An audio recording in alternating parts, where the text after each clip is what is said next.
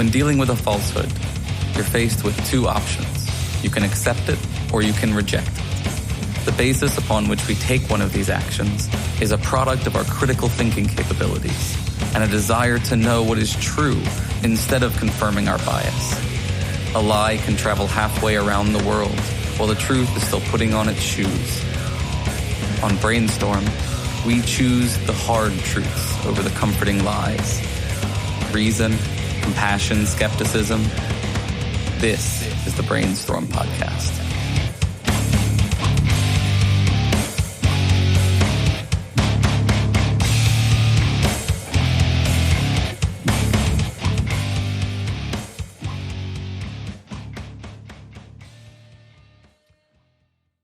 Hi, and welcome to the Brainstorm Podcast Skeptic Studio, the interview portion of the Brainstorm Podcast. I'm Cory, and my panel tonight are Lisa. It's me. Angela. Hello. Brandon. Hey, hello. Rene. Hi there. And the always raging Dave. Yes, currently raging Dave.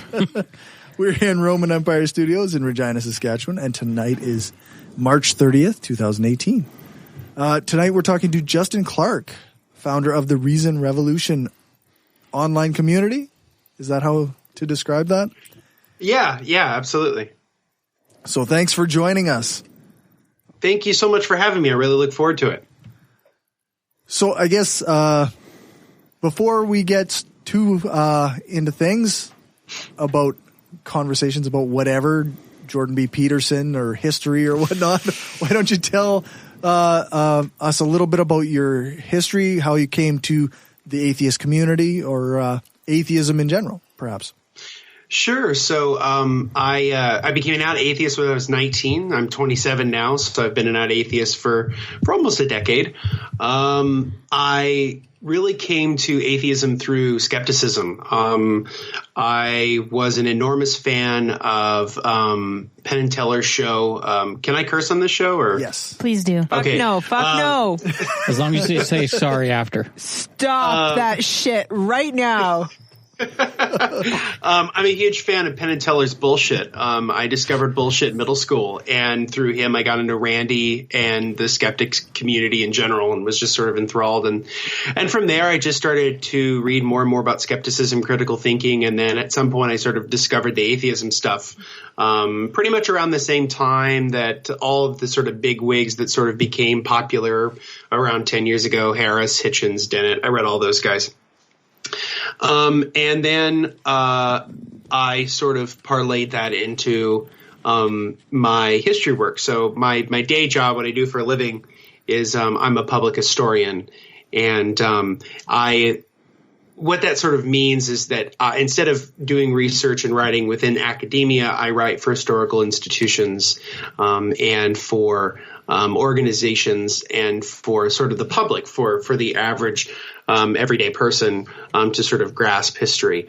But I also do intellectual history, and that's kind of the main thing that I do. I study the history of ideas, and I sort of parlayed that into different projects I worked on in and out of the atheist community for many, many years. I used to be a part of the Atheist Alliance of America, did that for a short stint, and then I started Reason Revolution last summer. It was originally a podcast, but now it's basically more of an online community, more of a news and media website. We're kind of changing, and we can get into that and I guess throughout the podcast tonight. No, that's very cool. So that's cool. me. Yeah. Neat. So we kind of got into what is the difference between a public, what's a public historian? Public history is something that sort of emerged in the 1970s out of what was called the New Social History, which was this sort of huge paradigm shift that happened within historical scholarship. It was basically moving away from sort of the usually how we describe it is sort of the heroic white man history, and moving away from that and more into talking about issues of race and class and gender, and more history that sort of documented and chronicled the everyday experience of people. And so from that, it sort of came this sort of new idea of how do we use historical scholarship for the public. And so over the years, there were museums, historical societies, county historians, genealogists, archivists, preservationists, all kinds of different historical architecture experts, and all of them sort of came together in the 1970s and said, we're going to sort of start this field called public history. And out of that emerged an organization called the National Council on Public History, which I'm a member of. And what we do is we do kind of, as I said earlier, we sort of take historical research and writing, and instead of sort of being in the ivory tower of academia where you write a monograph that is probably read by 20 people, 10 of which probably peer reviewed it, you're writing material that goes out to a whole bunch of people, and the hope in sort of having history be an active part of their lives, because I firmly believe that a good knowledge of history makes a better citizen. And so I believe that a healthy democracy is predicated on good historical knowledge. So that's kind of what I try to do with both my professional life and with the writing I do for Reason Revolution. Very cool. That's awesome. So some of the things that I've heard you talk about in the past is like almost the history of atheism in America, which doesn't seem to be necessarily well known. So I'm curious, what is some of that? Like, how long has atheism been a thing in America? Well, I would say in some respects, it's sort of been there since the founding in its own way. And I guess for me, I sort of broaden atheism, I guess, in my research to generally a term that is sort of old fashioned, but one that I see kind of coming back into vogue is the term free thought, which goes all the way back at least to Anthony Collins, who was a British writer. He wrote a book called A Discourse on Free Thinking in 1713, which is a terrific book. Now, he was a deist, sort of in the Jeffersonian Spinoza sort of vein. But in America, modern atheism, as sort of we understand it, sort of really emerges in the mid to late 19th century. And there were sort of people who were sort of proto examples of it, obviously people like Jefferson or Thomas Paine. But they weren't atheists. They weren't explicitly atheists. They were deists. They sort of believed in a god of nature, right? Or sort of a god of everything. And I think a lot of that has to do with the fact that they didn't have Darwin yet. I think had they been a few decades later and had learned or had read Origin of Species, likely they would have become atheists. Right. Because I think we can't understate the importance of the Origin of Species to the 19th century. But I really think modern atheism in America really begins in the late 19th century, and it's during a period called the Golden Age of Free Thought, which takes place basically right after the Civil War up until about World War I. And it sort of dies in World War I during periods of intense sort of national unity and war. Non-religiosity kind of tends to wane and religiosity tends to go sky high because we sort of here in the United States, we often tie religious beliefs to civic virtue. And so and Woodrow Wilson, who was president during World War I, was a devout Christian in his own right and sort of used the sort of American Christian sort of tradition in his own politics. It's a bit of a digression. I apologize, but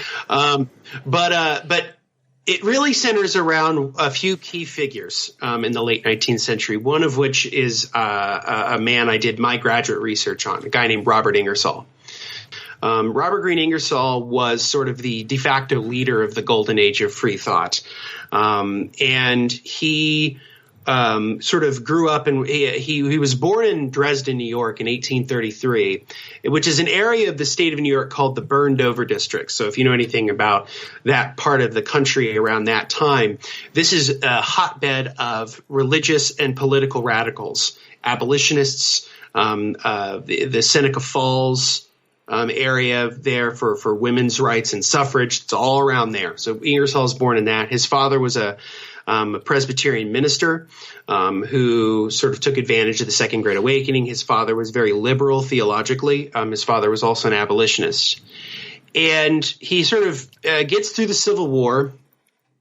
He fights in the Battle of Shiloh, and by the mid to late 1860s, he sort of starts to lose his religion. And he actually writes about this to his friend and future Illinois Governor Richard Oglesby. Sort of starts writing about, well, I'm reading this and I'm reading that. And at one point, he even read about Buddhism, which I think is kind of interesting. And he just sort of got to the point where he's like, I don't think I believe this anymore. And so he starts within the late 1860s, early 1870s, he starts writing these lectures. And they are very critical of religion and very critical of the church. They're particularly critical of Christianity. One of his earliest lectures that he gave was a lecture on it's literally called On Humboldt. And to give you some context, it was written for the centennial of the birth of Alexander von Humboldt, who was this great German naturalist who was beloved in his own right. And I'll give you a quote from Ingersoll verbatim. He says, give me the storm and tempest of thought and action rather than the dead calm of ignorance and faith. Banish me from the Garden of Eden, if you will, but first let me eat of the fruit of the tree of knowledge. So you get sort of a sense of his kind of language. He was very influenced by Thomas Paine. He was also very influenced by Shakespeare and Robert Burns, which he quite liked, the poet Robert Burns. So he becomes one of the most popular public speakers in America. Probably next to Mark Twain by the 1880s and 90s, he was the most popular speaker in America. He would give speeches to sold-out crowds. And then alongside that, he would take these lectures that he would write, and he would make them into books and pamphlets. Back then, pamphlets were the big deal. You could sell them for 5 or 10 cents. They were sort of the social media of their time because they were so cheap and they were abundant and people could buy them pretty much of any class. And so he would have a bunch of different lectures. He gave one about his criticism of the Old Testament, which was called Some Mistakes of Moses. And then he gave another lecture that was critical of the New Testament. And he was an incredibly important leader to this movement, both intellectually but also logistically. He was the president of what was called originally the National Liberal League, but then it becomes what's known as the American Secular Union, one of the first big free thought organizations in the country. And it's here that he works with a lot of people in whose names you might know. So he was very close friends with Elizabeth Cady Stanton. Elizabeth Cady Stanton was non-religious in her own right. In fact, she was alienated from the suffrage movement precisely because she was pretty non-religious, and in fact wrote an entire book basically criticizing the Bible's view of women.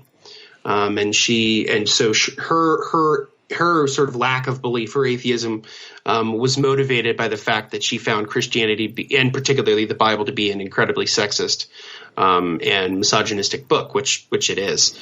Around the other same time, you have another key woman who's a part of this movement named Helen Gardner. And Helen Gardner was a science communicator. You could sort of think about her as, like sort of the Eugenie Scott of her time. She would give lectures on biology and Darwin and the theory of evolution. And she was very well connected within this sort of network of free thinkers and scientists. The spread of evolution in America can be pretty much contributed to her and Ingersoll as much as it could be Thomas Henry Huxley, who was the late 19th century British naturalist known as Darwin's bulldog, who was friends with Darwin and gave lectures on evolution too, because Darwin didn't like confrontation, and Darwin was a very private man. So Huxley was the guy who would go out and talk about it.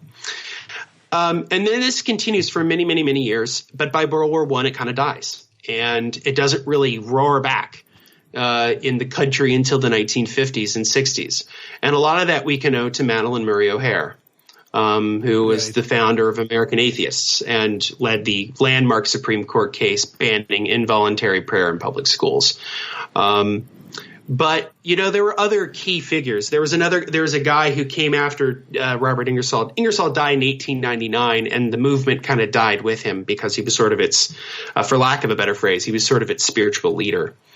And when he died, it sort of fell apart. And after World War I, it especially fell apart. And there were different organizations that existed. There was one called the Ingersoll League, which existed around the time, and they sort of kept his legacy alive in a lot of ways. So did his children. But it sort of picks up with O'Hare, but then intellectually it also picks up with a guy named Joseph Lewis. Joseph Lewis was sort of the heir apparent to Robert Ingersoll, and he wrote pamphlets and lectures and books about atheism and the separation of church and state and the problems of religion in the 1930s, 40s, and 50s. And so he was one of the main guys publicly who would do things like that. But then you have obviously you have O'Hare, and then you sort of get into what we know a lot more about today, which is that in 1978, mother and daughter team Ann Nickel Gaylor and Annie Laurie Gaylor founded the Freedom from Religion Foundation in Madison, Wisconsin. And that was in 1978. They're celebrating their 40th anniversary. I'm also a member of FFRF. And then from there, you have a whole bunch of it, and then it sort of starts to explode into sort of what we know today. So in many ways, I guess in my professional opinion, I think a lot of modern American atheism can be tied to that golden age of free thought in the late 19th century. It's interesting. Thanks. Yeah, it's really fun because it's one of those things where all of the things that we all sort of talk about as in our modern context, whether it's science education or issues of equity and things like that, like people like Ingersoll and others were already talking about that a century and a quarter ago, but they got stymied because Ingersoll died, and then the two world wars pretty much ended that. And it ended it for a lot of social movements. I'm a firm believer that had we not gone to war with those two wars, the civil rights movement, the women's rights movement, the gay rights movement, they would have happened about 20, 30 years earlier. But they were put off because of the wars. And then the wars sort of precipitated it, which is why I think it's so fascinating that between 1945 and 1965, you see this vast amount of change in the American culture. You have the desegregation of the armed forces. You have landmark Supreme Court cases of issues of privacy and the separation of church and state and free speech, up into the Civil Rights Act of 64 and the Voting Rights Act of 65. It all happens very fast. And a lot of it happens because of people who actively cared. In fact, just to bring some diversity in my conversation, I think it's immensely important to talk about A. Philip Randolph. Now, most people know who Martin Luther King is. If you did a poll, do you know who Martin Luther King is? People would say yes. Yeah. If you ask them, do you know who A. Philip Randolph is? Chances are they won't. But A. Philip Randolph was actually the organizer of the March on Washington. And and people forget, this is also important, right? The labor dimension of this, that the March on Washington in 1963 was not just for civil rights. It was also a march for jobs, which I think is often neglected in how we talk about this, the civil rights movement, that at the end of the day, the civil rights movement was predicated on the success of the labor movement, which A. Philip Randolph was a big part of. He was the founder of the train car porters union. He was a train car porter, which for anybody, that's kind of an old timey term. It's basically a person who was a manager of a train car. Okay. And he was an atheist. He was a secular person, which I think is part of the reason why he's not as well remembered. But he's an incredibly important part of the civil rights struggle and is often neglected. And there were many secular people within the civil rights movement. James Forman is another one who was an out atheist, who is a very important part of the SNCC, the Student Nonviolent Coordinating Committee. He was a big part of that. So this idea that the civil rights movement was explicitly made up of people from the church a bit of a misnomer. It was a vast majority of different types of people from different backgrounds. Another one who was not an atheist but was immensely important and often forgotten was Bayard Rustin, who was, in many respects, I guess what you would call him a secular Quaker. He sort of held to a lot of the Quaker beliefs but was largely secular. His name is forgotten because he was openly gay. And the civil rights movement couldn't handle that at the time, not even Dr. King. So this is sort of the kind of thing I'm interested in is in sort of talking about history of America, is highlighting people who were secular or people who were interested in either they were explicitly atheist or they were secular, and in the sense that if they were religious, they believed in the separation of church and state, they believed in equal rights, and they believed in an open and non-religious democracy. So these people are incredibly important, and I think it's important for us, I think for me as a historian, to educate people about it, because it isn't just Dr. King. It isn't just, in terms of atheism, it isn't just Madalyn Murray O'Hair. There are a bunch of other people who are involved who made a contribution. Do you know what was Martin Luther King Jr.'s position on religion and government? Like, he was pretty committed to the separation of church and state. He was a pretty strong secularist. In fact, as we're talking, I'll try to find a quote of his that I have that's quite relevant to this discussion. But yeah, he firmly believed in the separation of church and state.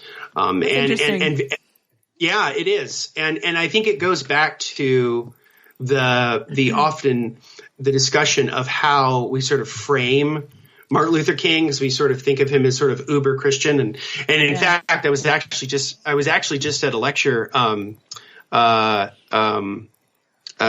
Dr. Anthony Penn, who's an African American secular humanist scholar, and he actually mentioned the fact that when Dr. King was working out his PhD, he actually had already sort of given up the notion of a real hell. Sort of in reference to the earlier conversation you guys had about the Pope. And he also sort of gave up this idea of specific religious tenets in the pursuit of sort of how can we make Christianity work for people? How can we use Christianity as a means for social change? He was way more interested in that than sort of the nuts and bolts of specific beliefs. And so here's a quote I actually have of Dr. King's. It's not specifically about separation of church and state, but it's actually his comments on the black church. And I think they're incredibly important. He says, "In the midst of blatant injustices inflicted upon the Negro, I have watched white churches stand on the sideline and merely mouth pious irrelevancies and sanctimonious trivialities. Here we are moving toward the exit of the 20th century with a religious community largely adjusted to the status quo, standing as a taillight behind other community agencies rather than a headlight leading men to higher levels of justice. The contemporary church is so often a weak, ineffectual voice with an uncertain sound. It is so often the arch supporter of the status quo. Is organized religion too inextricably bound to the status quo to save our nation and the world?" So he's pretty down on this idea that the church has universally supported civil rights, because the way that it's written today is that the black church was universally together in fighting for civil rights. And as Dr. Penn noted in his lecture last night that I attended, that was not the case. There were many black churches that did not participate, and there were way more white churches that did participate. Right. But the civil rights movement did play on people's religiosity. They played on people's, the idea of, it definitely exploited that, did it not? Oh, absolutely. I mean, I think it's incredibly important to note the contributions of the black churches that did participate, because those were the ones who were interested in sort of what I would call sort of an active faith rather than a passive one.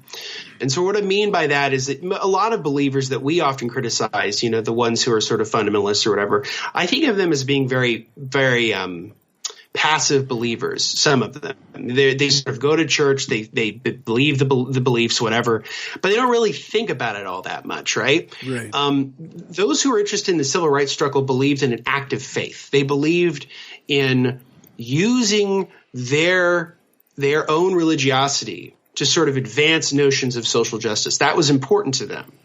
And it was important to Dr. King too.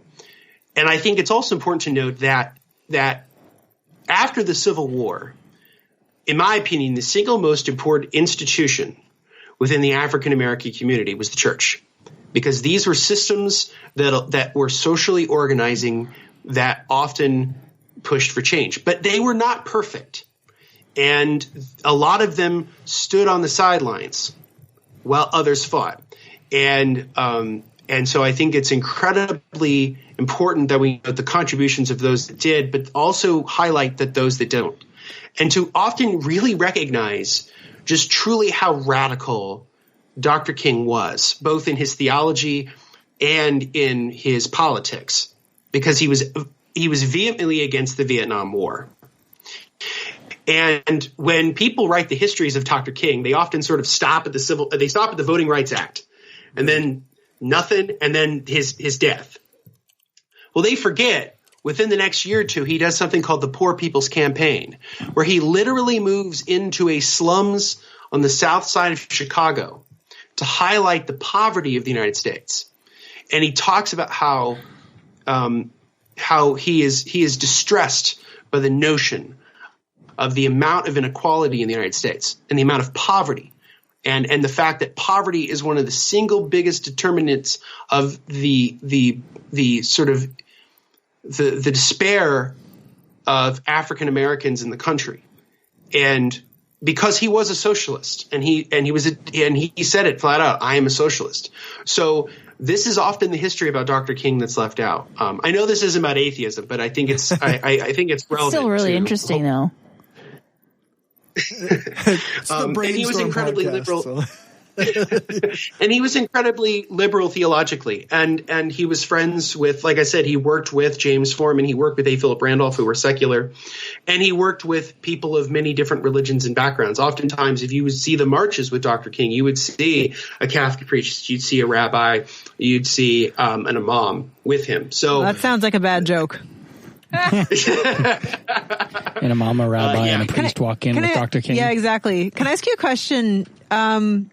Oftentimes when I hear debates arguing about whether or not religion is, is overall, for good or whether religion is overall a negative thing. The civil rights movement is kind of the default go-to example of the good things religion can do. Do you want to maybe speak to that? Yeah, I think this is how I've sort of made this distinction as I've studied this stuff, is that we need to make a distinction between religion as a set of beliefs and a particular set of beliefs, and religion as a set of either social or political practices. And I'm not going to say that those two aren't connected or related, because they are. But I would say that when people say religion is a force for good in the world, if you're talking about the beliefs, my answer would be no. I think that the beliefs of superstition and dogmatism and those are things that are incredibly harmful to the world. But if you're talking about institutions that are using a institution of faith to do things that are good for the overall flourishing of human beings, that's good. But it's not. But I make a point here, and this is a distinction.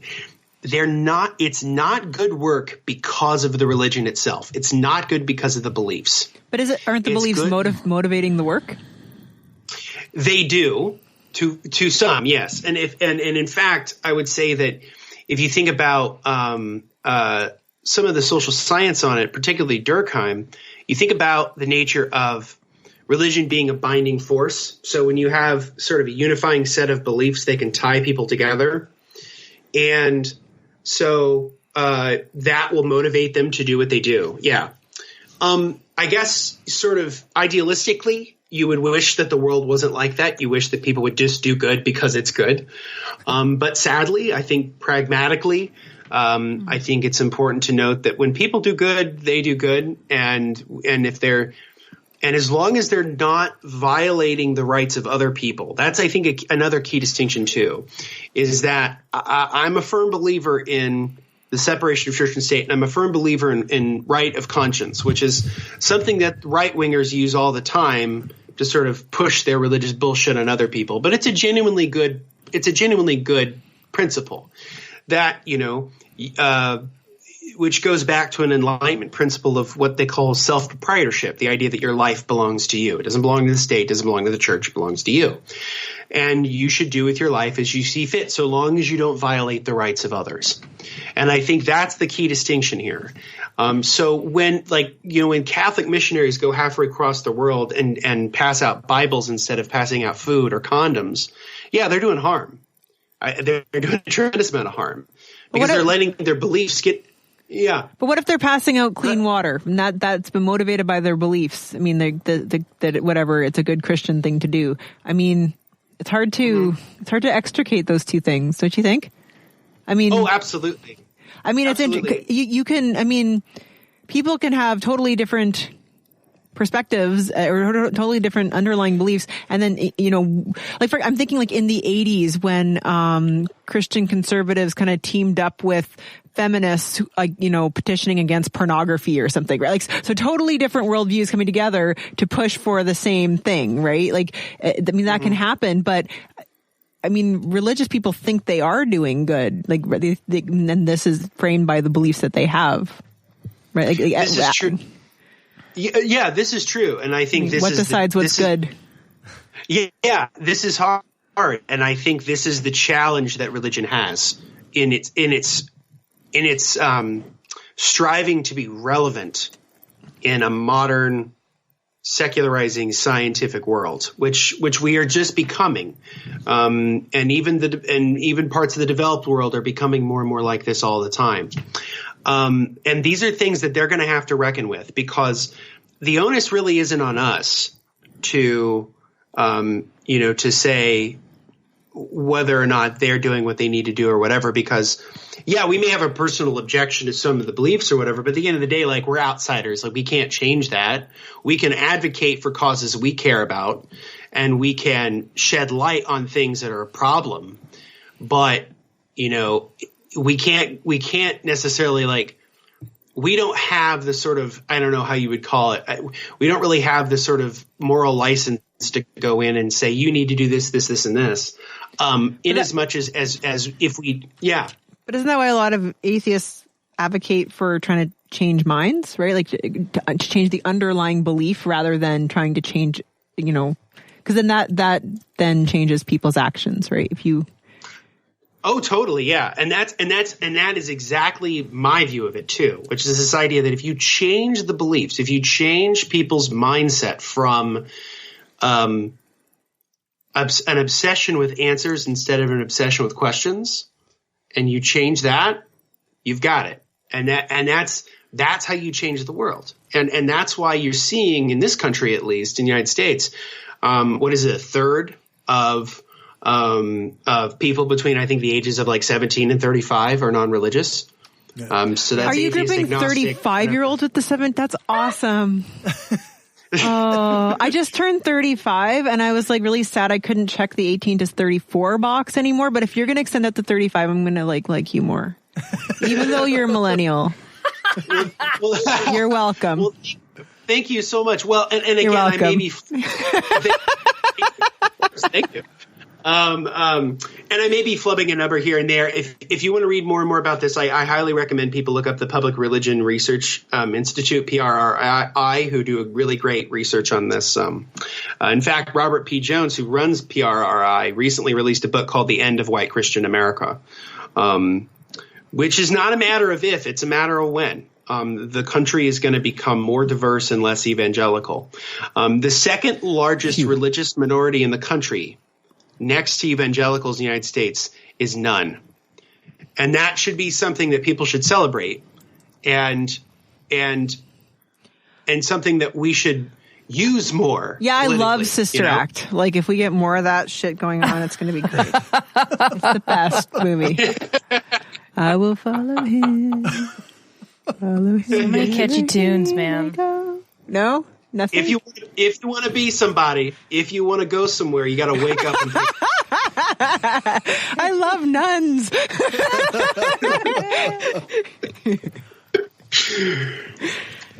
That'll make me sorry, that was awful.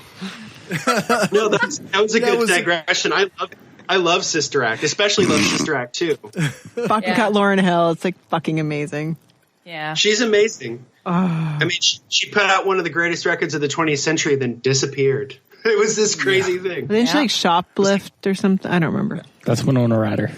No, I think it was Lauryn Hill as well. Lauryn Hill kind of lost her mind after the album. Yeah. And she I mean, I also compare it to like Dave Chappelle. Like Chappelle's show was brilliant, and then he sort of disappeared, and now he's coming back. So it's, I gotta download I think sometimes that shit. Sorry. The public spotlight, I think, is hard for people, especially if it's something that they've never really experienced, or if it's something they're not terribly comfortable with. But Fucking love Whoopi Goldberg. I'm sorry. Fucking love her so much. Whoopi Goldberg? I love her. I will fight you for this. I will fight you over this shit. She was on fucking Star Trek, fucking Captain Picard's confidant when she was Guinan. Amazing and hats. also, what? Amazing hats. I thought you heard, I heard ass. So, okay. I would have been cool with you if you liked Whoopi Goldberg's ass. Sorry, Justin. And I just wanted to say one quick thing about Whoopi Goldberg. It has nothing to do with it, but I think it's very interesting. Also, it's the credit of being the lead in the single most expensive made-to-video film ever made. Oh, God. She was in a film. The dinosaur movie? Yes. Yes. It's a movie called Theodore Rex. It came out like in 95, 96. And she was contractually obligated to be in this. And I think it was either before or after she had won her Academy Award. I think it might have been after. After, because she won it for The Color Purple. That was like in the late 80s, right? That's right. You just won my heart over. God loves you, Justin. You made the Raging Dave talk. This movie cost, and this was in the early 90s, this movie cost $35 million to make. It's amazing. And it's amazing. And the distributors of the film were predicated, like they banked on the idea that they were going to have a star. And the thing was that Whoopi Goldberg tried to get out of making the movie because of how ridiculous it was, the premise was. But it would have cost her more money to back out than to just do it. Because they were going to sue, because they had sort of gotten investors for the film predicated on the idea that she'd be in it. And so apparently she fucking hated working on it. And I think it kind of shows. It's one of her lazier performances. But mind you, she doesn't have a lot to work with, right? She's working with a man in a fucking dinosaur suit. It's amazing. with like really lame ass animatronics. But this film was supposed to come out in like the spring of 95. And then it was supposed to come out in the summer of 95. Then it was the fall of 96. And the winter of 95. And then the winter. And then eventually the distributors were like, fuck it, we can't get this in theaters. Let's just put the sumbitch out on video. So she VHS. Yep.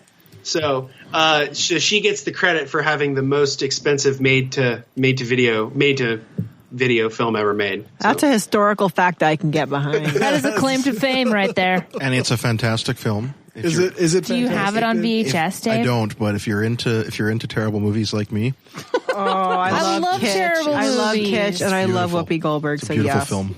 Yes. And if you want to learn more about it, there's a terrific podcast I've listened to for years called "How Did This Get Made?" and they do a whole video. They do a whole episode on it. Does that include all the God's Not Dead movies?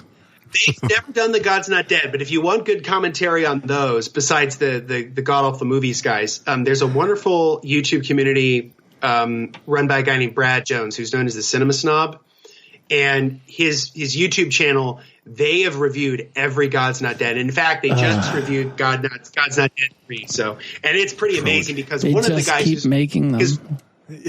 Yeah, because one of the guys on the video with him who did the reviews for 1 and 2 is a guy named Dave, and he's an atheist. Brad is like a liberal Christian, but Dave, his co-host or whatever on that show, he's an atheist. And sorry, what are these movies? Am I supposed to know things? And they actually.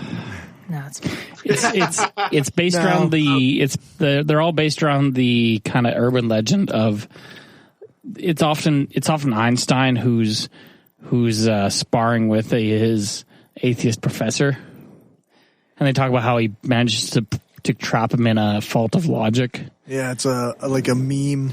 Yeah, and it's it usually false, ends, it's fake, but it's usually the last line is that student was Einstein. Yeah. But yeah, those so God's Not Dead movies, they're like a mixture between like a really bad chick track and a Hallmark movie. Yeah. I mean, is it like Touched by an Angel? Yes. Yep, except with Kevin Sorbo. Yeah, with Kevin Sorbo. Kevin? Hercules? You can watch Spercules defend God.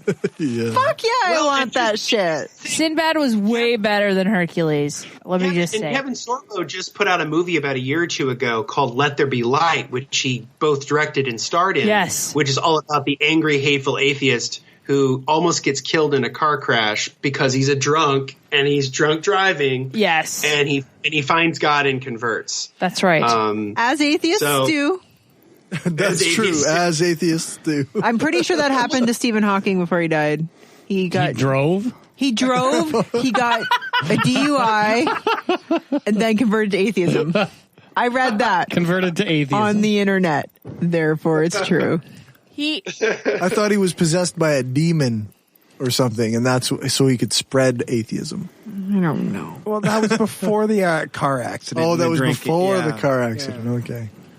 One of my favorite little stories about Stephen Hawking is actually in his autobiography where he talks about his computer voice. And he talks about how when he first had his whole setup, he was like, it was big and hulky and it was really hard to move around, and it sort of was developed in the 80s. And he goes, over the years, the technology's gotten a lot better. It's a lot smaller. And people always say, hey, do you want to update your voice? And he says, no, it's the one the public knows. Why change it? Yeah, it's my voice now. Yeah. So it's my voice now. Why change it? So even though the technology got better, he never changed it because it's like, that's my voice. That's awesome. I like that. That's a good anecdote. Yeah. There was a cool show that was out a few years ago from the Science Channel. I think it was called like, Into the Universe with Stephen Hawking or some shit. And Benedict Cumberbatch was the narrator, like as Stephen Hawking. And so what they would do is every episode would start with, Stephen Hawking talking in his computer voice. And then it would sort of morph into Benedict Cumberbatch. Then Benedict Cumberbatch would be the narrator through most of it. And at the very end, they'd switch back. Okay, can I put him on my list? Can I just put him on? Not Stephen Hawking. Your Cumberbatch? Yeah, he's Cumberbatchable. Are you a Cumberbatch? Yeah, you can I am. put him on your list. Podcast approved. Cumberbatch is cool. I absolutely loved The Imitation Game. I thought that was a terrific movie. Also, pretty good as Dr. Strange. Sherlock Holmes, it's pretty sweet. Also, Doctor Strange. What? Haven't seen it yet. And Smog from the Working Hobbit on it. movies. It's on Netflix. I know. I'm working on Smog? it. Yeah. Fuck, I love him. So and he He also voices you're our guest, the, Justin, and I don't know. I was just going to think of a random question to keep us on task. He also voices Sauron. I can't think of one right now. In the Hobbit movies. What? He's also the Sauron as he appears in the castle. That's Cumberbatch as well. Okay. As he appears in the castle. Because it's not Sauron directly. It's like a little the person who fraction of him. becomes. No, because Sauron's old. He was less powered during the events of the Hobbit. Right. Well, it's complicated. Yes, because none of that was in the books. No, they were. A lot of that was actually fabricated to make 3 movies. Oh out yeah, of a lot Hobbit. of it was, but that character and some of those events were. Does he in the not books. appear to the third one? I don't recall that. Like, I haven't seen the third one. Oh, I haven't seen the third one. Smaug is in 2 and 3. No, small. Yeah, but Sauron. Don't watch any of them. He's definitely in 3. Dave, Yeah, I think he has a very That's small why. That's role why. in 1. I haven't seen 3. Okay, well, I have a way to kind of bring it back, seeing we're talking about Dark Lords and shit. Boo for derailing. For once, I'm not the one to die. Anyway, because you were talking about how the U.S. was started as deists and whatever. How do you feel about all the quote unquote historians trying to say that America was founded as a Christian nation? Yeah. So here's my delineation of how I describe this phenomenon. So the United States is not a Christian nation, but we are a nation of Christians. And what I mean by that is that we are a secular government with a godless constitution. That is true. And a good majority of the founders were secular. Madison and Jefferson, and to a lesser extent Hamilton, but Hamilton pretty much believed in the separation of church and state. So did Washington. But we have an incredible amount of religious public life. So this is what I call the paradox of secularism. If you think of other countries, particularly in Europe, they have a state church, right? And because they have a state church, there isn't a lot of competition. There's really just the one church. And you notice that with England, right? The Church of England, nobody goes. I mean, nobody cares. It's this institution. It's a thing, whatever. Because the United States was secular and it didn't have a national church, it allowed for a certain level of a marketplace of religions. And true to form, true to American form, everything's about a marketplace. And it allowed for a flourishing of religious diversity in a way that other countries never really had. And I think it's part of the reason why, if you put us on a graph of developed countries and the degree to which they have religiosity, that's why we rank up there with fucking Turkey. Right. Is for that very reason. And I sort of, how is it that a country founded on the separation of church and state with no mention of religion or God in their constitution except for twice, which is about explicit rules about what you can and cannot do, which is you can't establish religion, and 2, you cannot have a religious test for public office. It's the only time religion's mentioned in the Constitution. So a lot of times what historians will do, particularly conservative ones, is you sort of intoned there, is they'll sort of say, yeah, but the Christian values inspired this and inspired that. And It's like that's what it's but it's not. And the thing is that I would say that the United States was not founded on Christian values. It was founded on Enlightenment values. It was founded on the idea of democracy as an experiment of human social cohesion. And that was something the Enlightenment was incredibly connected to. And if you read through Hobbes, Locke, Hume, Montesquieu, Diderot, and others, you read that they're sort of trying to figure out how can we apply the scientific method to social questions. And that's really what the Enlightenment was about, and that's exactly what the founders were influenced by.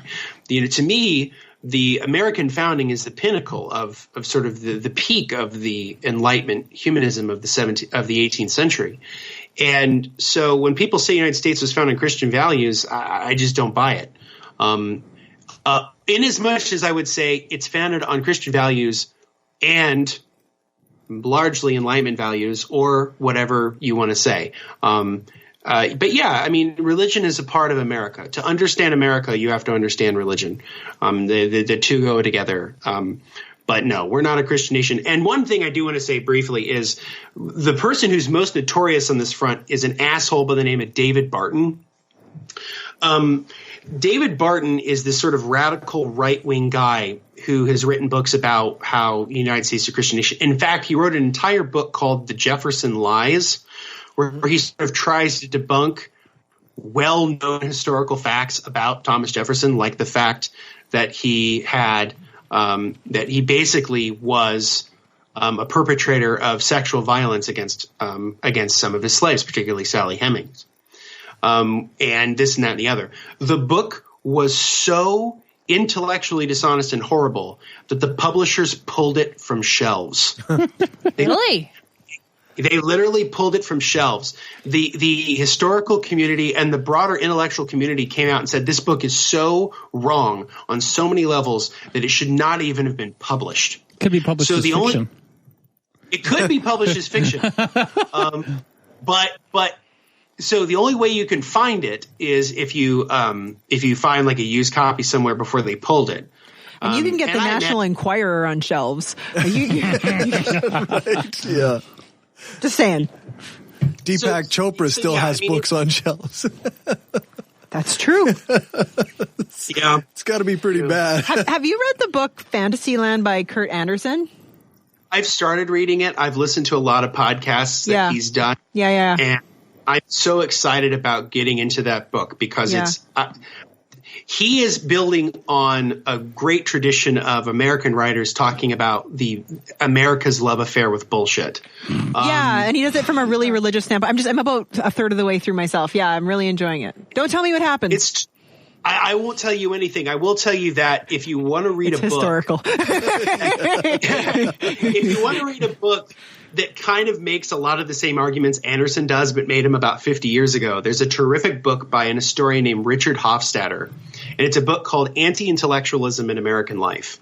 It is an amazing book where he goes into how America's obsession with bullshit and superstition and woo has deep roots, and it's a terrific book. And I don't know if Anderson cites Hofstadter, but I guarantee you, if you were to look in the citations, it's probably there because it's a classic in the field of this sort of, studying America's obsession with nonsense. Makes me think of a book I've been reading called Bunk by Kevin Young, and it's a kind of a history of hoaxes and basically bullshit.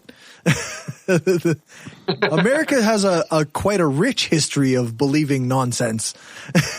Anderson talks. Sorry, I was going to. Anderson talks a lot about like how while America was becoming more and more religious, and while like all these kind of really more extreme, like people were getting what happens in church when you start gyrating on the floor. What's that called again?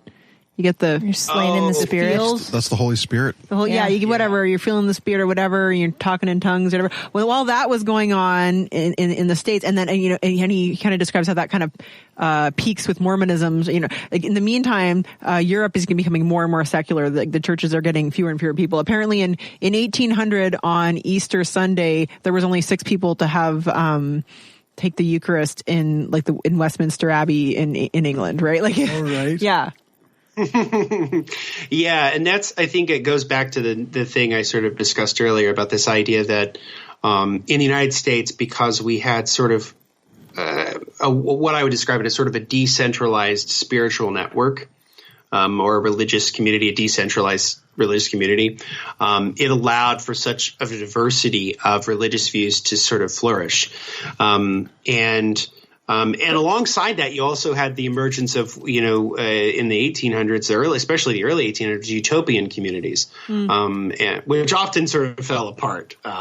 One of them was in Oneida, which was in New York, and it was sort of set up within the 1820s and 30s. It only lasted about 15 years, but it basically fell in when the leadership started sleeping with other people, and it usually these things usually fall apart because of sex and money. Yeah, that's right. But Anderson talks about this as a history in the United States, going back to like the 17th century and even before, of this idea of this kind of general idea of believe what you want. It doesn't matter, what some smart, educated person in an ivory tower tells you. You can believe anything you want. Come to America, Puritans, go to America, and you can believe whatever shit you want. That is your God-given American right. God. And that is a consequence of the Protestant Reformation.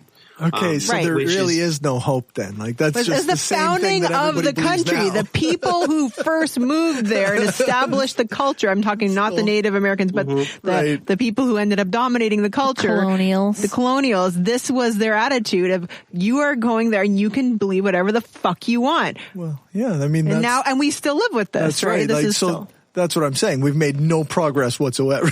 Well, there's not. Well, in fact, if nuns are 30% or whatever it is of the population and growing, I would argue that in fact they're making tons of progress from an atheist perspective. Yeah, it really depends where they're going with that non-religious side, though. Exactly. I mean, if you look at the way they describe the quote unquote nones. I mean, that's atheists, that's agnostics, that's what you would largely describe as like deists. I don't know what the fuck I am. I'm not going anywhere on Sunday. Like it's pretty broad. I'm only going for brunch. I'm not religious. I'm spiritual. And I wanted to get back to a point made that she made it in Anderson's book. At this idea, you can believe whatever you want. This goes back to that notion of right of conscience, which I think is an incredibly valuable and important position to have in a free and open democracy. Right. But it has this drawback. This is the problem with that, right? But the inverse is also true. Like if you have a government which says this is the official truth, and we will prosecute you if you don't believe in it, that's also a problem. So it's freedom is messy, and the goal, I think, of sort of atheism or broadly humanism is to advocate for a viewpoint that is predicated on reason, science, knowledge, and democratic values. I mean, if you can inculcate that in people, then you can win, and that's really what matters.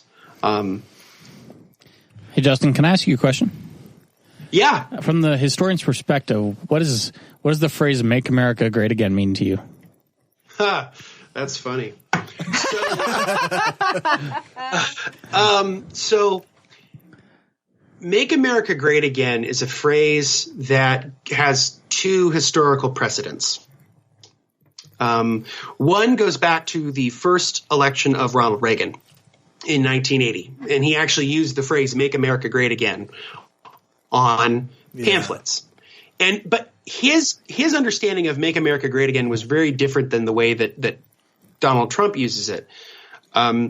At the time that Reagan was running for president, we had double-digit unemployment in the United States. It was up somewhere around 11%. Worst unemployment since the Great Depression.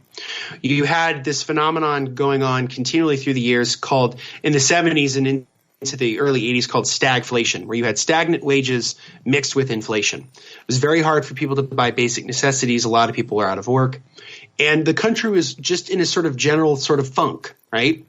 And this goes back to sort of America's love affair with bullshit that, Jimmy Carter, who was Reagan's predecessor, sort of prided himself on sort of being a realist, right? So in 1979, he gives this speech called the Malaise speech, where he talks about how America is sort of in a malaise and we have this addiction to fossil fuels and we need to get off of it. If we can get off of it, we can be a more prosperous country. Everybody knows the stories about him wearing sweaters in the White House to conserve energy. You turn the thermostat down to 65, certain things like that. Well, Ronald Reagan runs in 1980 saying, no, America, you don't have to sacrifice jack shit. You don't have to do any of that.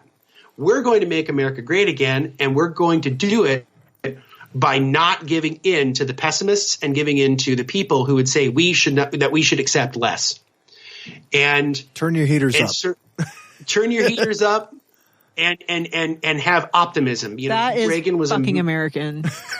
Straight up. So much, hey? It is very American. I don't mean it insultingly or complimentary. I just mean it's just objectively so.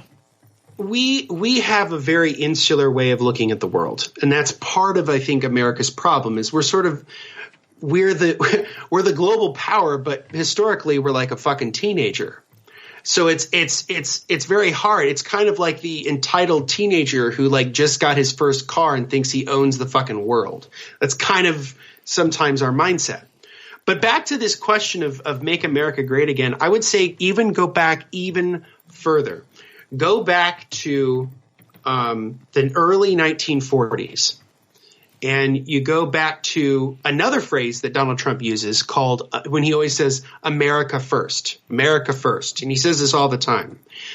That has an incredibly dark tone. That has a very incredibly dark history, which is that there was something in the early 1940s called the America First Committee, which was founded by Charles Lindbergh, the spirit of St. Louis, the well-known and well-beloved pilot. But he was an isolationist. And was an anti-Semite. And there was something called the America First Committee, which was to keep America out of the war. And to basically the United States needs to make peace with the Nazis.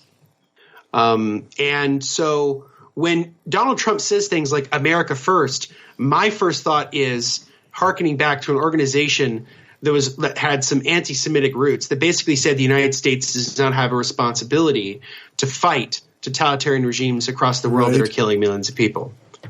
So, it's bullshit. It is pernicious and it's awful.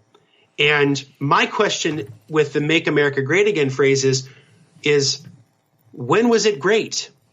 And if so, can you describe that for me? And I can't remember who said this, but you could almost make a case that, at least in the context of Donald Trump and the supporters, what they really mean when they say make America great again, what they really mean is make America white again. Yeah. So wait, go back to this American isolationism thing again. I mean, does that mean you disagree with President Obama's decision not to get more involved in Syria? Well, the problem... I mean, the United States did not get into the World War II, in order to save the Jews from concentration camps, right? Like that. Nobody got into the war for them.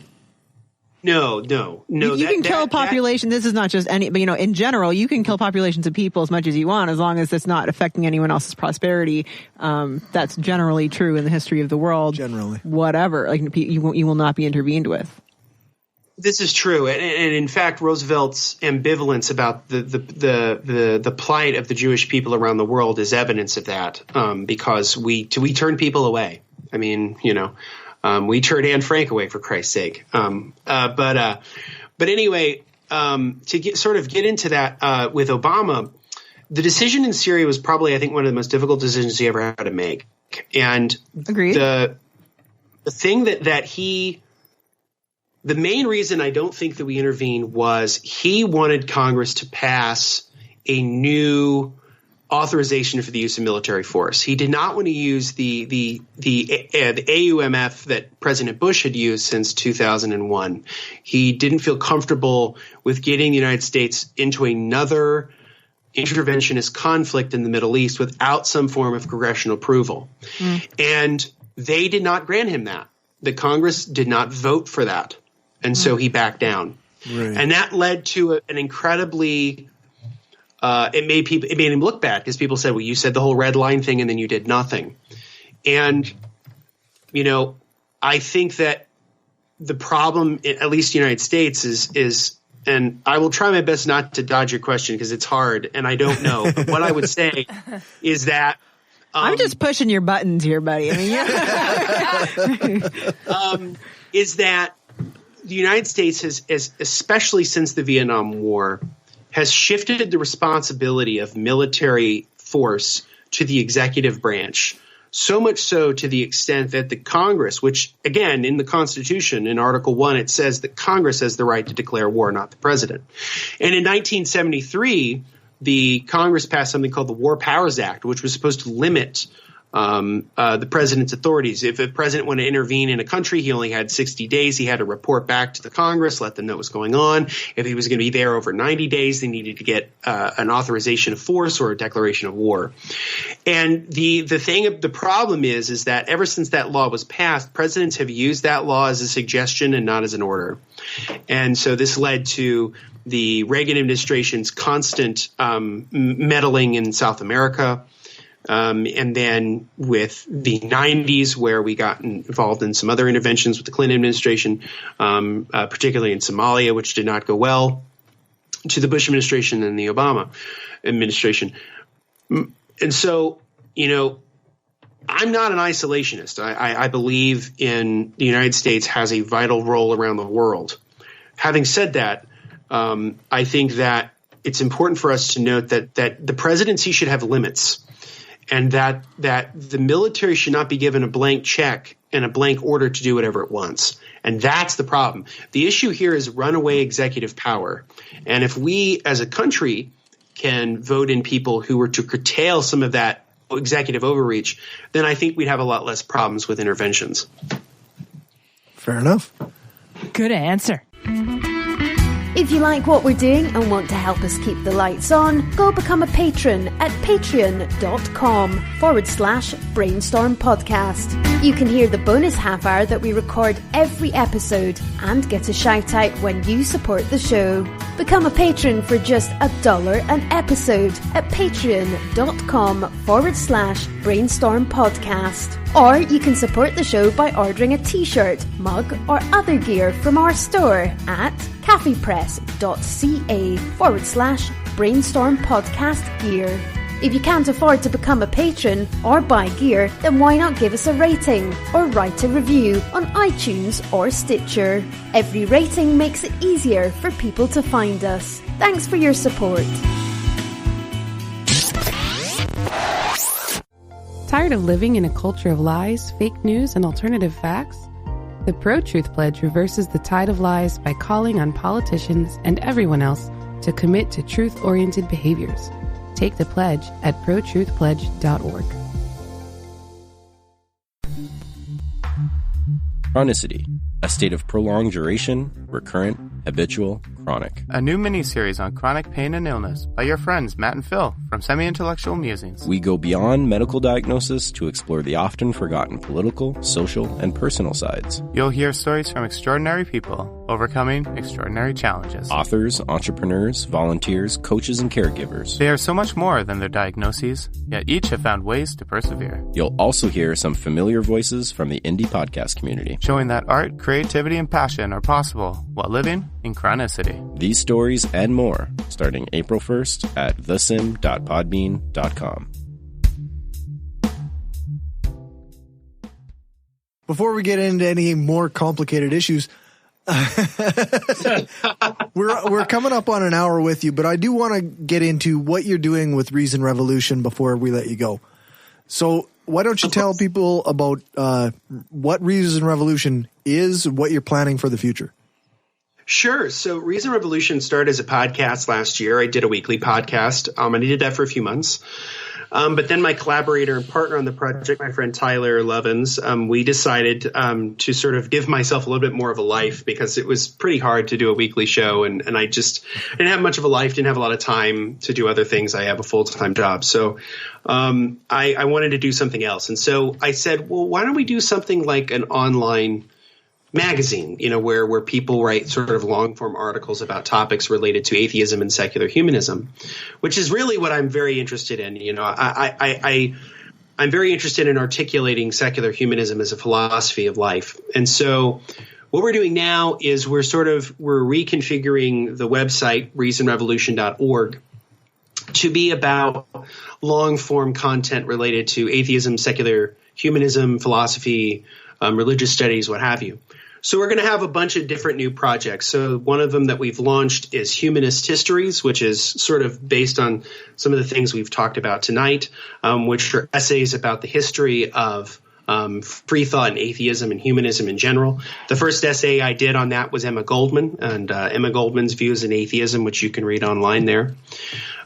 We started another essay series called The Skeptic's Guide, which is basically an essay series to give you the basic facts about a contentious thinker. Somebody who's very controversial, maybe somebody who people have huge disagreements about or huge agreements about. And the first essay we did for that, Tyler worked on, and it's an essay about the thought of Jordan Peterson. And it's an essay that's, I think, pretty even-handed. And what I think Tyler tries to do is, whether you love him or hate him, here's some of his basic ideas. And if you can read these ideas, you can make up your mind. And I in the future will be doing my own essay for the Skeptic's Guide series on Ayn Rand. So we're taking on the big subjects. So the comment sections are going to be fun, but we want to be a forum for contentious and complicated ideas alongside other stuff. So we'll also be doing book reviews. I'm going to be doing once I get the book read, I actually have it here on the desk, but I'm going to do a full book review of Steven Pinker's new book, Enlightenment Now. I'm also going to be working on a bunch of other essays coming up in the future. We also have we do our memes, we do other stuff, and in the future. And in the future, my hope is to start doing YouTube content. So maybe 6 to 10 minute episodes, videos about secular humanism. So that's kind of where it's going now, and we're really excited about the future, and we're really excited about taking the sort of the complex history of humanism, free thought, atheism, secular humanism, all that good stuff, and putting it in essays that are hopefully readable and entertaining. Perfect. Sounds awesome. It sounds interesting. Yeah, I'm going to check it out. I got to admit the Jordan B. Peterson article is incredibly long, and I could only get through part of it before actually doing other things. It's very, very long, and Tyler and I had a very hard time figuring out exactly what we were going to do. Do we want to split this in 2 parts? And originally he wanted to do it as a book, and I was like, fuck. But eventually he was like, no, we'll get this down to, a more readable length.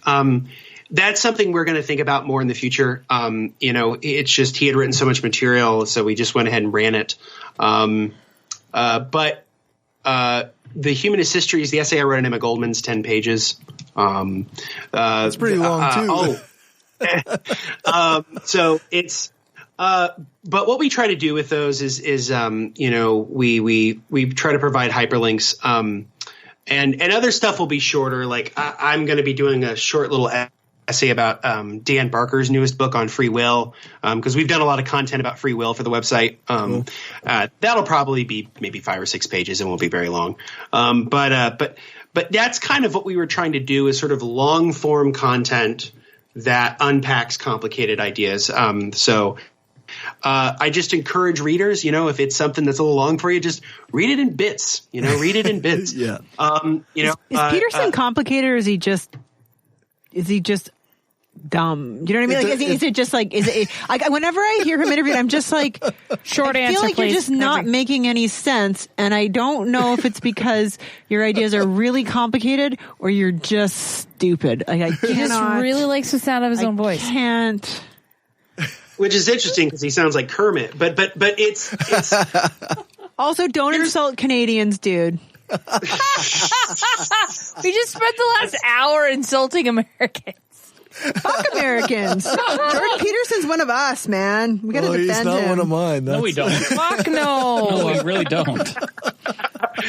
So here's my thing about Peterson. I guess this is my take on it. So I'm not a big fan, but we all are. No. No. My thing is this. To understand how Peterson uses language, and particularly in light of issues of religion, you have to understand American pragmatism. Even though he's a Canadian, he is in many ways a quintessential American pragmatist. You can have him. You can have Justin Bieber. You can have who other Canadians are we going to give him? Celine Dion. No, I want Celine. Dennis Quaid. Every conservative. Just saying. Sorry. Yeah, you You got to understand American pragmatism. Sorry, I interrupted you. Please. No, you're fine. That's really funny. But if you read William James particularly, and if you read William James's like Will to Believe, or you read the Varieties of Religious Experience, American pragmatism was about reframing language to present ideas in either novel or sort of newly constituted ways. And when Peterson says, I am a pragmatist, I'm in the mold of William James, he's not fucking around. Like, when you read things out of Maps of Meaning, you could literally read those. If you took his name off of it and you said this was William James, it probably would pass muster. And not so much that it's right, but that it's in that tradition. Okay, wait. So Peterson's not only like incredibly difficult to understand and possibly just an idiot, but also stole ideas from someone else.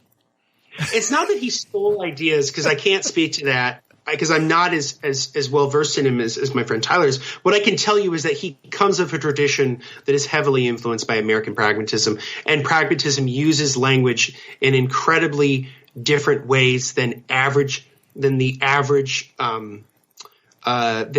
sort of common sense way in which we use language. I think to highlight this, there's a great series of YouTube videos. There's this great YouTube channel. I highly encourage people to check it out. A guy named Rationality Rules. It's a really great YouTube channel. He's doing a whole series of essays criticizing Jordan Peterson's ideas, and they're really fucking good. Okay. And so he does this video which has a clickbaity title called "Jordan Peterson is not a Christian," and what he and sort of talks about how Peterson, in the context of what he's trying to do, is that, you know, he's not, because he's so complicated and often opaque in his answers, people can sort of read into him what they want. So, you know, people who are sort of Christians, like fundamentalist Christians, can go, see, here's this really smart guy who's defending Christianity, but that's not really what he's doing.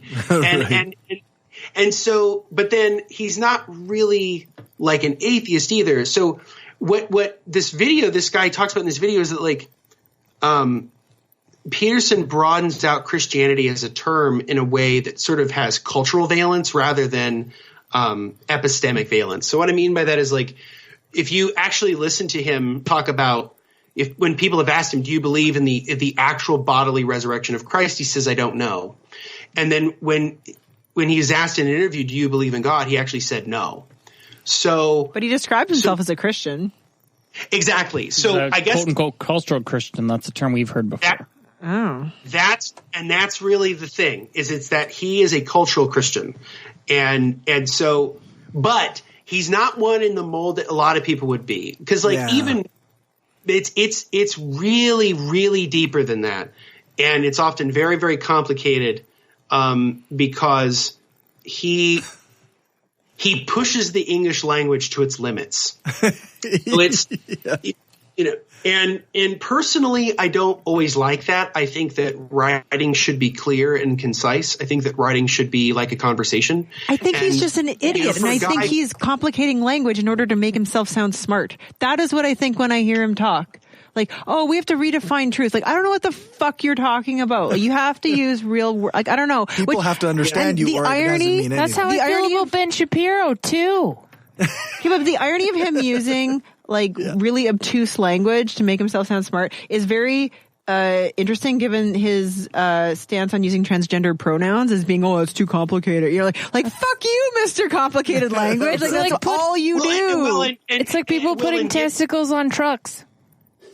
Well, and it's also especially important given his critique of postmodernism, which, you know, there are times where if you could read a chunk of Jordan Peterson, it reads like something that's postmodern. It doesn't read like something that is sort of the Enlightenment, as he says he belongs to.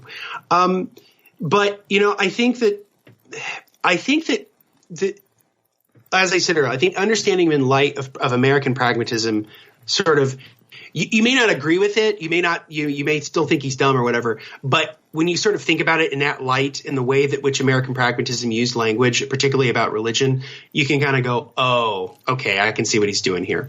The other big influence, of course, is Wittgenstein and the analytical turn of philosophy. So the 20th century was incredibly influenced by Wittgenstein and by the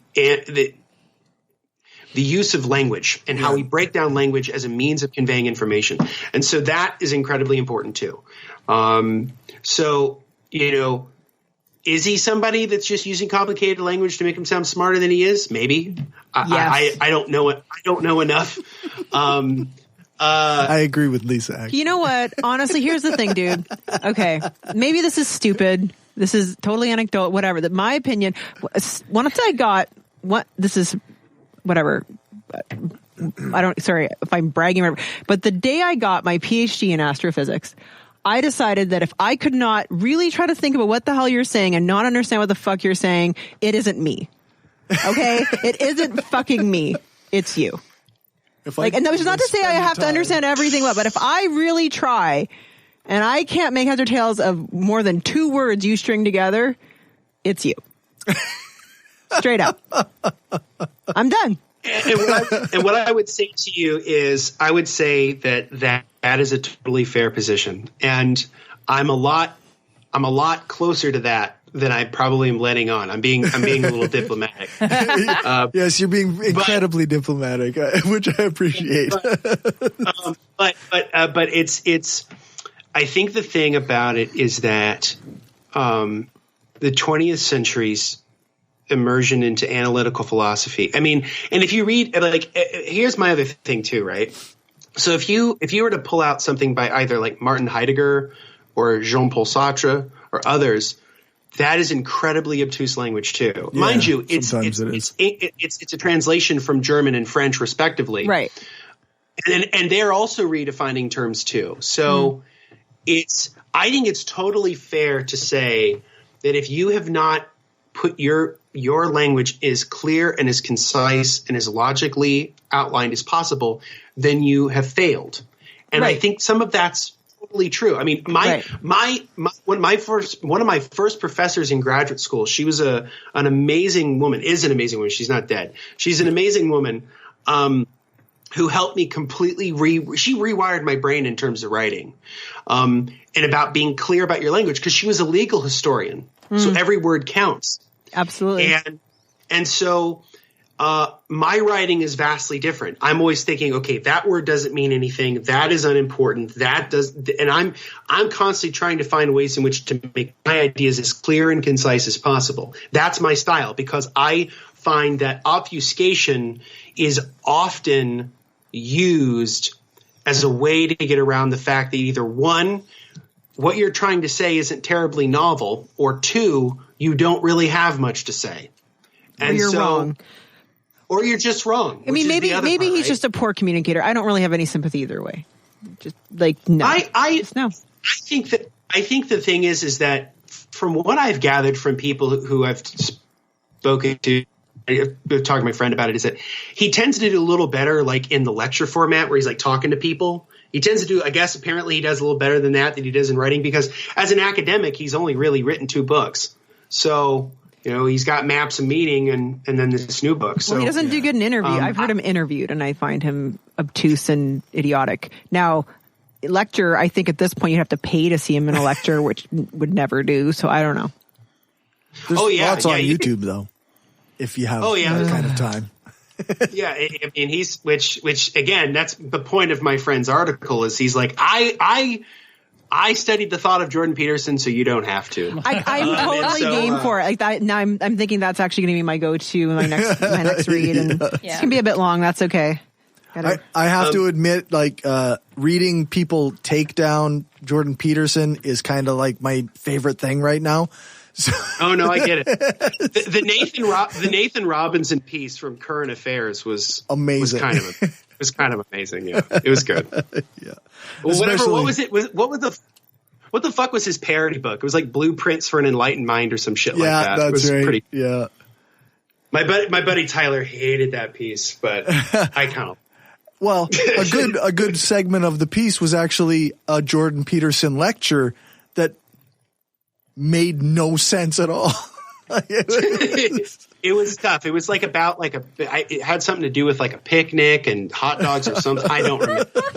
All I know is the gag in the article was only read a couple sentences, read as much as until you get bored, and then just scroll down to the bottom. And then at the end, it has like a "Yay, you did it," which was kind of that's right. This is what somebody's being paid to be a professor in Canada for? You know what? Forget what he's being paid to be a professor. Whatever. Profs are paid, to do all sorts of stupid shit. The thing is, he makes tons of money crowdsourcing, and people are loving his books and his bullshit and his articles and his paid public appearances. That's the shit that. It sounds like he's a academic justification for what people can characterize as an academic justification to be shitheads. Essentially, I've heard him described as the dumb person, the smart person. Tabitha Southey actually wrote, like, that was the headline for her article about him. Just like the sub headline. Like Trump is the poor person's rich person. Right. Like same sort of deal. But thank you for joining us, Justin. We'll let you go. Thank you guys for having me. I immensely appreciate it. Oh, thank you. And this has been a real blast. You guys have a really cool show going here. So I really like the group dynamic. I think you guys are great, and I really appreciate discussion. Thank you. Yeah, you're welcome back anytime. Thanks a ton. Have a good one. Awesome. Bye-bye. Thanks. Take care, guys. Take care. Bye. Let's close out the episode. I got some listener feedback. At Jeff Nords on Twitter tweeted a link to our interview with Jeannie Eichard and said, really enjoyed this discussion on Brainstorm Pod at Brainstorm Pod. I appreciated the casual, empathetic attitude towards polyamory and the way all members of the conversation navigated with nuance around the relationship between skepticism and the Me Too movement. Wow. Cool. That's high praise. Thank you. That's pretty good.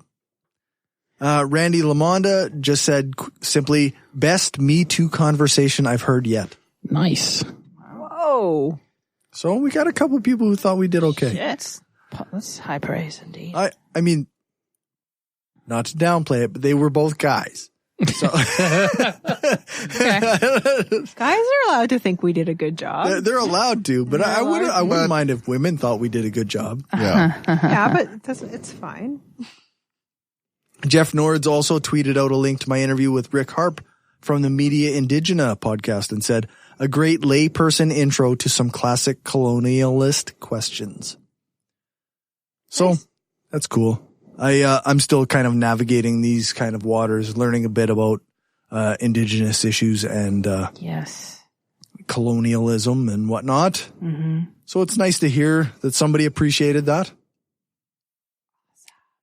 On Patreon, we got a new patron this week. Zach Dumont is our first new patron in a very long time. Yay, Zach! Thank you, Zach. Excuse me. And we now have a patron-only Discord server where you can chat with other patrons and any of the hosts who figure out how to use it. I don't have to remember my Patreon password again, do I? Yes. Fuck!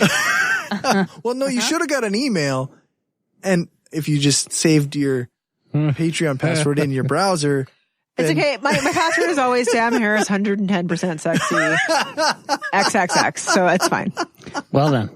Well, now everybody knows your password. Everyone already knew my password. Don't even doubt it. Lisa has a social engineer. Lisa has a slight identity theft problem. Yeah. She just hands out her password to everybody. No, I don't know. How many people can actually, physically type out Sam Harris and sexy in the same sentence? Yeah, physically. Because I just can't do it. It's not worth it. Hello. Oh, I see. So it's testing people's metal rather than their memory. Yeah.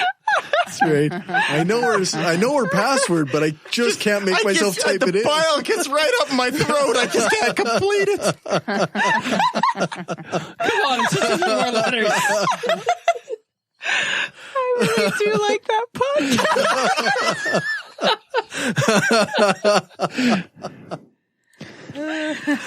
Oh shit, that's pretty good.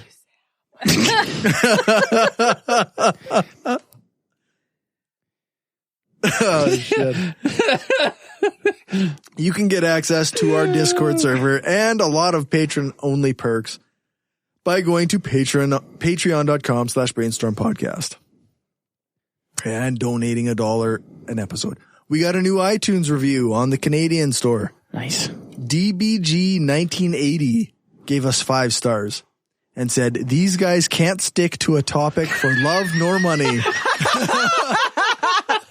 So we know he's listened, or she has listened. It's like our secret sauce. And that just makes the listening more enjoyable. Oh, good. Thanks for the review. We really appreciate it. That ain't fake. That can't be fake. They must have listened. They definitely listened. That's right. No Russian bot there. No, that's right. Unless some poor Russian had to listen. Yes. Somebody has paid attention. Plug your stuff. Anybody got stuff to plug? I do, actually. Okay. Yes. Yes, you do. Perfect. 2 weeks from now, I'm organizing a screening of a film called Science Moms. Thanks, Cory, by the way, for the link. You bet. Related to the March for Science through the Evidence for Democracy group. Awesome. It's looking like it's going to be at the Science Center here in Regina. Oh, cool. It'll be a free event. Excellent. Sweet. So yeah, keep an eye out on Facebook. I'll post details there. Is that the IMAX side or the? Yeah, it's going to be the little theater. The So theater. I did not. IMAX is not in my budget. Right. Why not? Cool. I don't have a Why good answer not? for you. Yeah.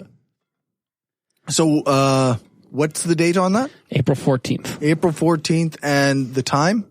It's going to be afternoon. Afternoon-ish. Ish. What day of the week is that? That's a Saturday. Saturday. That's a Saturday in 2 weeks. Yep. Sweet. That same day, if you're in Saskatoon, you can come watch me play with Xana. Xana. There you go. You're going to be DJing? Just performing and stuff. Nice. A little bit What are you playing? Random electronic things. Very nice. That's the same day, but in Saskatoon. And what location is that going to be at? Geez, I can't remember where we're playing, to be honest. I mean, maybe the Capitol. I don't remember. Are you going to be amazing or raging? You know, just I love both. wander through the city looking for Dave. I'm not entirely. I think it's the Capitol, but I'm not sure. He is tall. He's a little bit hard to miss. I just follow where I just go where they tell me to go Yeah, for sure. Fair. and play the things. All the things. I don't have anything too exceptional coming up. Like, I've done a couple interviews that I plan to be getting out soon. Josh Richards from the JRR Talking podcast. We talked about his deconversion, addiction, recovery, and stuff like that. Also mythicism, I guess. But cool. And I interviewed Ian Bushfield from BC Humanists about his life and stuff for the Skeptic Voices stuff. Stuff. Yeah, stuff.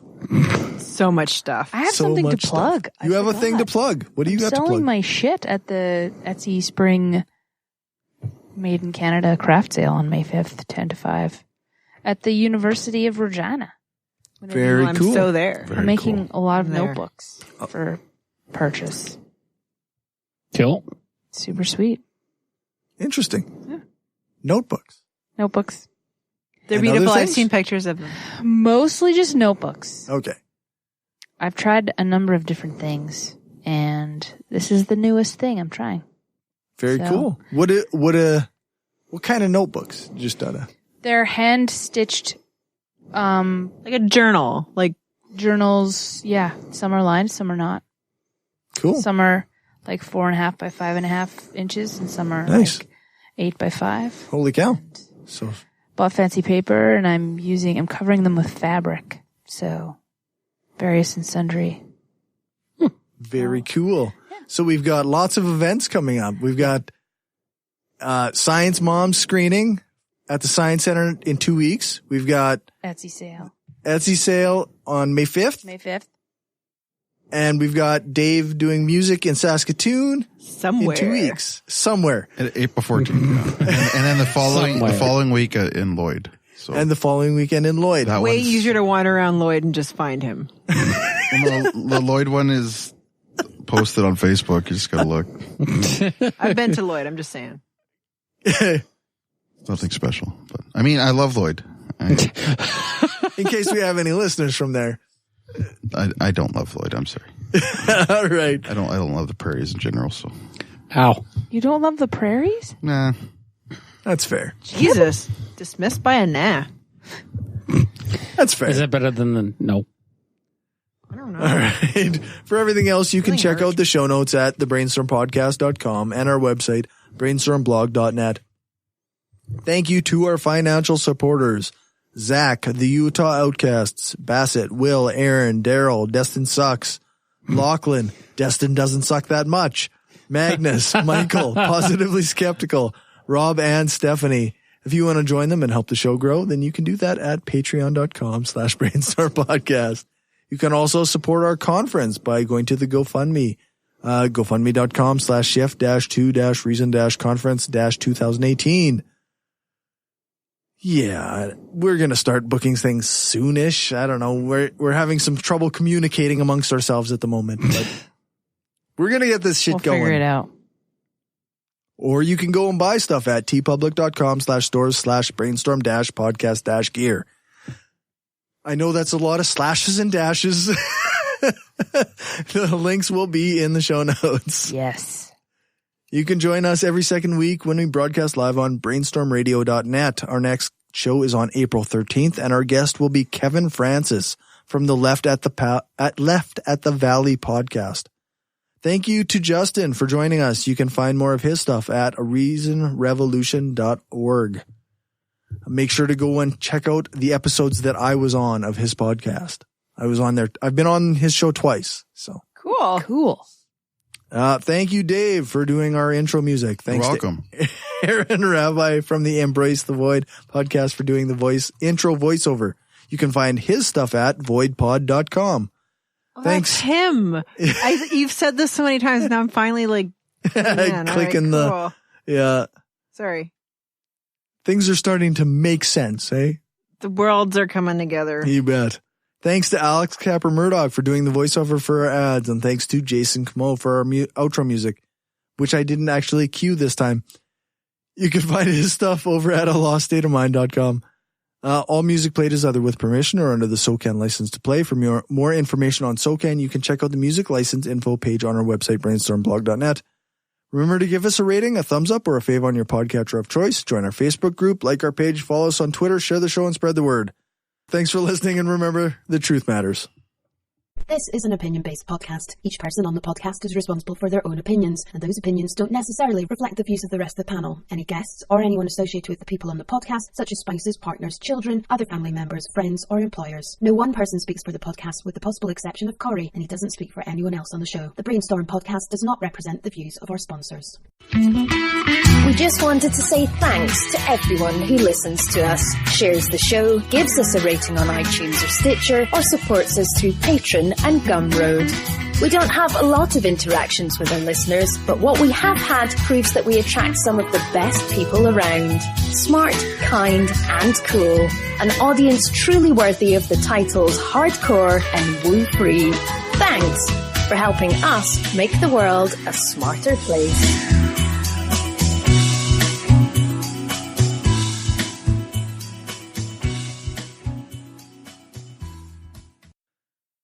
For live listeners, stick around. There might be an after show, though everybody looks pretty tired. It'll be brainstormafterhours.com if it goes up. I'll post a link on my Facebook. All right. Hi, and welcome to the early. Yeah. I always have to adjust the fade out on that one. Oh, really? Oh, Yeah. Interesting. Okay. I will give you guys, just give me 1 second. I got to do something real quick. Technical glitch. There's a kitty. There's a cat. Oh, okay. Yeah, there's my cat. That's my cat. That's my cat, Bowie. I had to shut the door. My wife's in the other.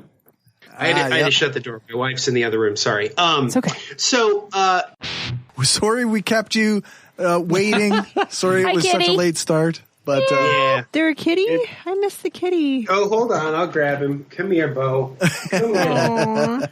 Bowie. We rub him. This is Bowie. Aww. He's named Bowie because he's white and so pretty.